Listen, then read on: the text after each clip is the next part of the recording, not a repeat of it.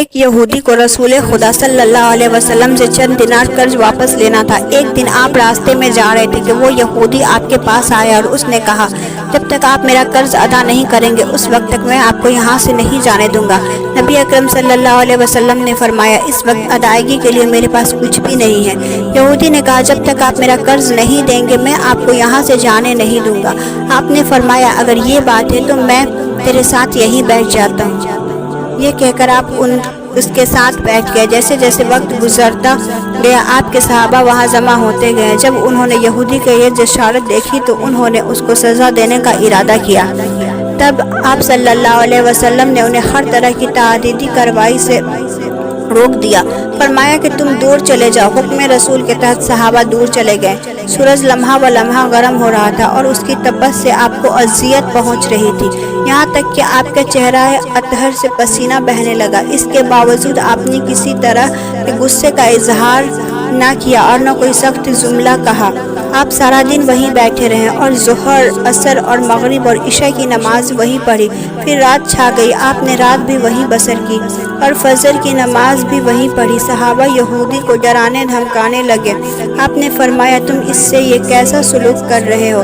صحابہ نے کہا، یا رسول اللہ، اس کی یہ ضرورت کو آپ کو یرغل بنا کر اپنے پاس بٹھا لے۔ آپ حضرت صلی اللہ علیہ وسلم نے فرمایا، اللہ نے مجھے اس لیے نہیں بھیجا کہ میں کسی ہم پیمان یا کسی اور پر ظلم کروں۔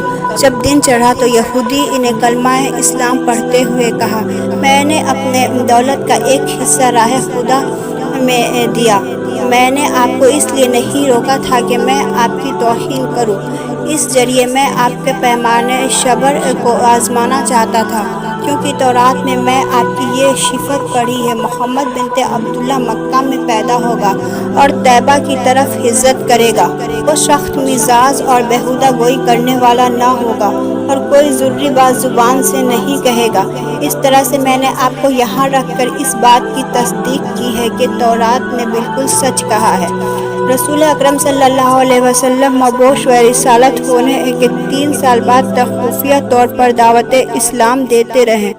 اس کے بعد اللہ تعالیٰ نے آپ کو حکم دیا کہ آپ کھل کر اللہ کا پیغام پہنچائیں اور لوگوں کو خدا کی طرف دعوت دیں۔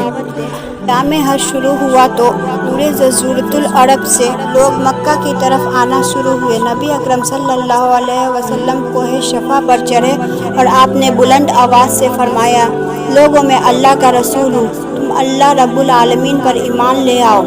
لوگ آپ کی طرف متوجہ ہوئے اور انہوں نے تعجب سے یہ اعلان سنا اور سب کی خواہش ہوئی کہ وہ اعلان کرنے والے کو دیکھیں۔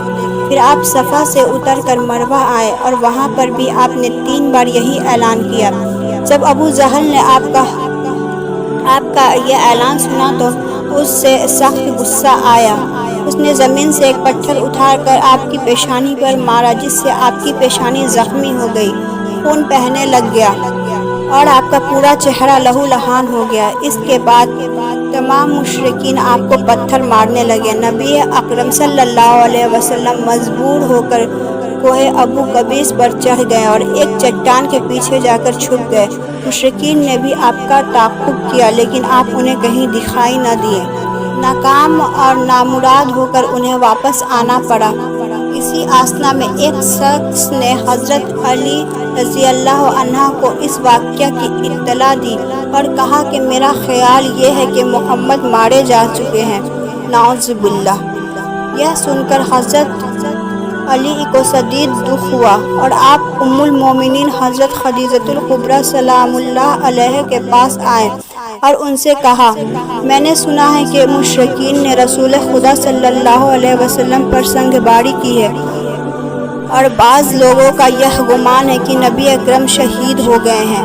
آپ روٹی پانی اٹھائیں اور میرے ساتھ انہیں تلاش کرنے کے لیے چلیں، ممکن ہے ہمیں ان کا کہیں نشان مل جائے۔ آپ وادی پر نظر رکھیں اور میں پہاڑ کے دامن میں آپ صلی اللہ علیہ وسلم کو تلاش کرتا ہوں۔ آپ روتے ہوئے آگے بڑھے اور کہہ رہے تھے، یا رسول اللہ، ہمیں جواب دیں، آپ کہاں ہیں؟ میری روح آپ پر قربان، آپ کس وادی میں بھوکے پیاسے ہیں؟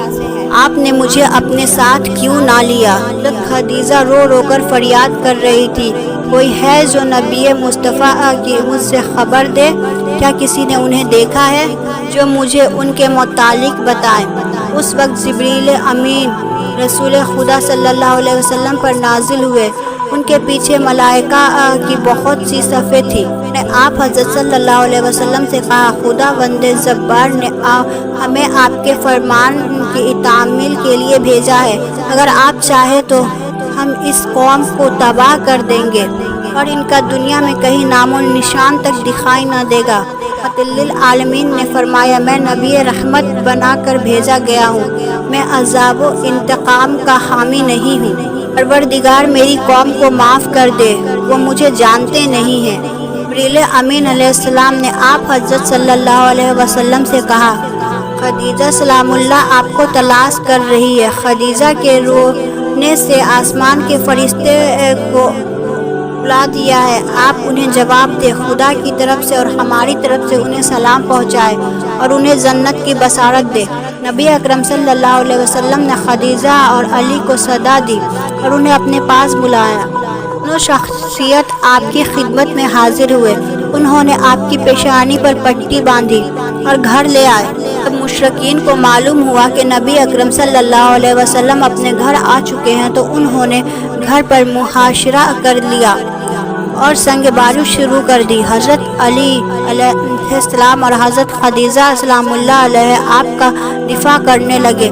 جب سنگ باری میں معمولی سا وقفہ ہوا تو حضرت گھر سے نکلی اور انہوں نے چیخ کر کہا، فرزندان قریش، کیا تم سے حیا رخصت ہو گئی ہے؟ تم اپنے قبیلہ کی معزز اور محترم خاتون کے گھر پر سنگ باری کرنے لگے ہو۔ اگر تمہیں خدا کا خوف نہیں ہے تو دوسرے لوگوں کو اپنے اوپر ہنسنے کا موقع نہ دو اور اپنے لیے ہمیشہ کی ذلت اور بدنامی تو نہ خریدو۔ جب مشرکین نے حضرت خدیجہ سلام اللہ علیہ کی گفتگو سنی تو ندامت کے مارے کے سر جھک گئے اور وہ شرمندہ ہو کر اپنے گھروں کو چلے گئے۔ نبی اکرم صلی اللہ علیہ وسلم نے دعوت اسلام کا آغاز ان روح فرشا واقعات کے ساتھ کیا تھا۔ آپ لوگوں کو گمراہی اور ضلالت سے بچانے کے لیے قدم قدم پر تکلیف اٹھائی اور صدمے برداشت کیے۔